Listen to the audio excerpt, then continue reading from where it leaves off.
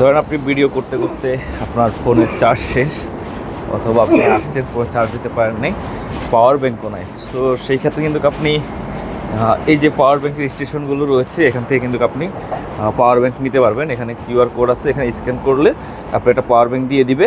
আবার আপনি এটা নিয়ে এখান থেকে চলে যাবেন, এখানে জমা দিতে হবে না। সামনে এমন অনেক স্টেশন রয়েছে, সেখানে যে কোনো একটাতে আপনি জমা দিয়ে দিতে পারবেন।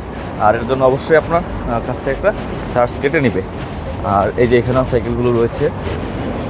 সো খুব সহজ এখানের চলাফেরা করা, আপনার সিকিউর।